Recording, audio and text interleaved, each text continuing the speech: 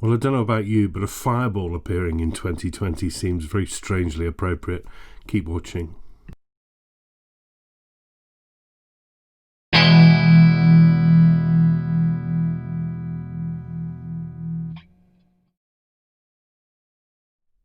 Yes, it's GotAUkulele review day back again. As always, this is your summary video review. Look at the links below every video. You'll get the full details of what I'm talking about, the scores, the pictures, that kind of thing. Thanks as always to those who've donated in this last week to help keep this site going, because this isn't a commercial enterprise. Don't get paid by the brands. Hopefully there should be a ticker down there saying thank you to some of those people. And why not think about subscribing to the GotAUkulele channel? Hit the subscribe button down there and the little bell, and you'll get notifications of new stuff coming your way. Okay, yeah, fireballs didn't surprise me from this brand. It's a new ukulele model from a brand I've featured many times before, Slovenian brand called Flight, and this is a brand new one for them. It is the Flight Fireball Tenor EQA, and it's been talked about for a little while. I think they're just appearing now. Final few little tweaks made to it, and yeah, it's an attractive looking instrument, isn't it? This is a tenor ukulele in all solid woods. It's got a really attractive swoopy curvy bass, a modern sort of styled tenor, all solid mango wood.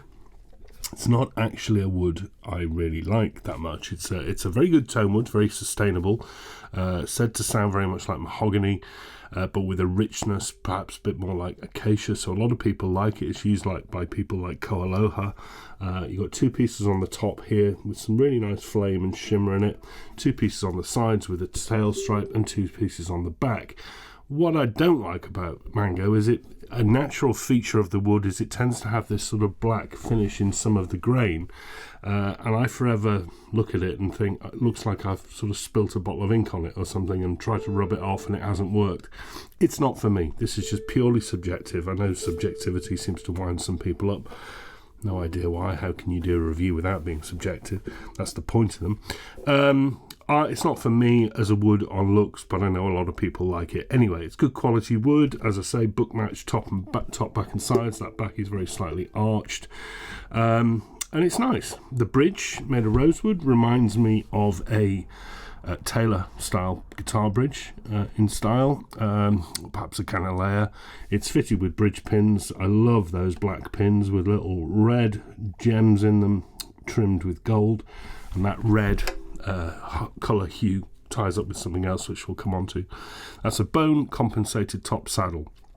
The decoration, bar that tail stripe, is limited to the top only, and that what you get there is a black, it's dyed maple, a black edge binding which expands out into a comfort edge on the lower bout here, which is really smooth. To be honest, all the edges on this instrument are really smooth, chamfered top and back, so it's nice anyway.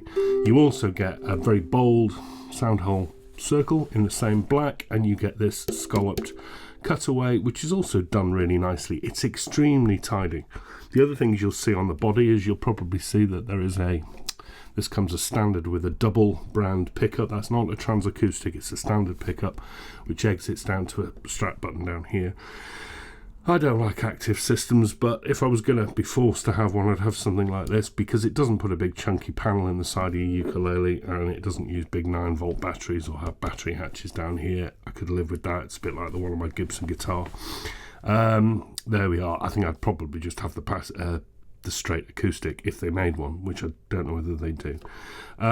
You also may have noticed this really attractive side sound port, and that's a gem or a flower, but they're individual pieces cut into the wood. That's really pretty and different. Inside, extremely tidy, thin braces, notch linings. The bracing on the top, on the lower bout, run this way. The cross braces are drilled through with holes, which you might just be able to see very much in canalea style, to reduce weight but maintain their stability. The neck is African mahogany. There's a joint here and a joint at the headstock, and it's also jointed along its length because it's got a really attractive black skunk stripe in it. That's really pretty. That goes to, it's a rounded profile, but not a broom handle, fairly flat actually. It's comfortable, and a roomy 38mm nut width, 30 from G to A, which is nice. It's fitted with a rosewood fingerboard, which is dead even in colour and tidy, no marks in it. It looks in great condition. It's edge bound to hide the fret ends, so no sharp edges. You get 1, 2, 3, 4, 5, 6, 7, 8, 9, 10, 11, 12, 13, 14 to the body, 15, 16, 17, 18, 19. They're nice. I love the offset dot markers facing out at 3, 5, 7, 10, 12 and 15. They're quirky, they look different that way. You also get side dots as well, so that's good news. Beyond the bone nut, this quite familiar looking open frame headstock. I've seen a few ukuleles use this. Reminds me of the Mr. Mai, although it is very slightly different shape, very subtly different. So I think it's an idea that's being used rather than just the same factory making them. I suppose they all hark back to the Fluke and Flea headstocks, of course, which are also open frame like that. Difficult light, but there is a Flight logo on there, but I think that probably highlights my point about that logo. Because it's white and pale, I think it's pearly. I think it's lost. I think it would look better if it was black and would tie up with the rest of the body. More black though on these great looking tuners, which are branded Proel. They're black metalwork on the buttons and most of the framework, but the gears, screws and peg posts are gold, which I think look terrific. And it comes with Worth Brown strings, which also tie up. I know they're brown, not red, but in some lights Worth Browns do look a bit red, and they tie up with the red on the bridge pins. And you also get really nice quality Flight padded gig bag embroidered with the Flight logo, and that ties up with the red on the pins as well. I like little cues like that. That's nice. Somebody's thought about these things. And that comes in, that comes in at €599. That makes this, I think, top of the tree in terms of price for Flight. I don't think I've ever known them go that high. So this is up into Pono territory, so a lot to compete with of very nice instruments. But do you know what? It reminds me of that sort of quality. The gloss on this is flawless. I can't find any problems with pooling, pitting, bubbles, anything like that. I love the fact that the back of the neck is satin, which I didn't mention. Mango wood isn't for me. That's my only gripe. But everything else here is really nicely put together, I think. It really is. It's fairly hefty, because it comes in at, 735 grams. I think that's because there's a pickup in there that's adding some weight. I know it's not got 9-volt batteries, but it's also very slightly, very, very, very slightly body heavy when I try and balance it at the 12th. So I'm not going to criticise it too much for that. It's not doing this, and it's certainly not dipping down on the neck, which is awful. But it's noticeable. It's a solid instrument. Anyway, let's have a play, tune up, and we'll see what it sounds like.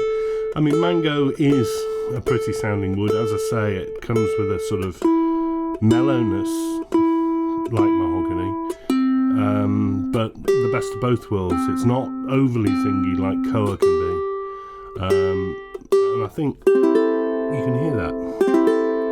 The volume is excellent, really nice.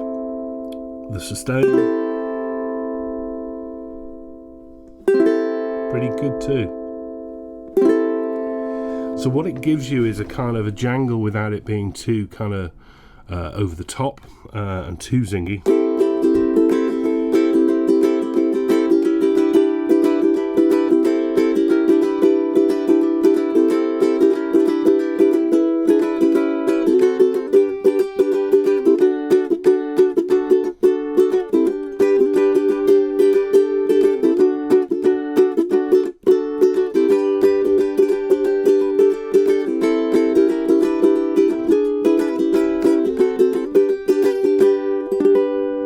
Very pretty indeed.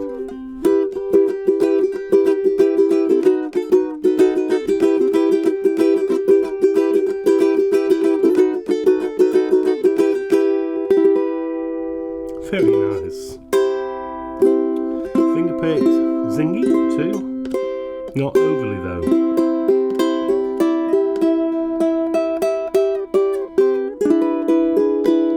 There's a mellower edge to it.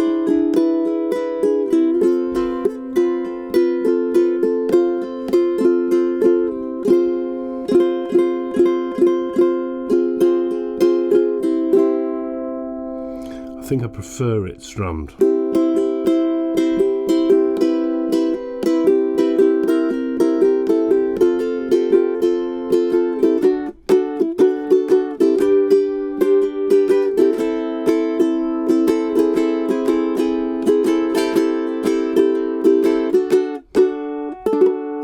Have to dig in a bit more to get the power out with the picking.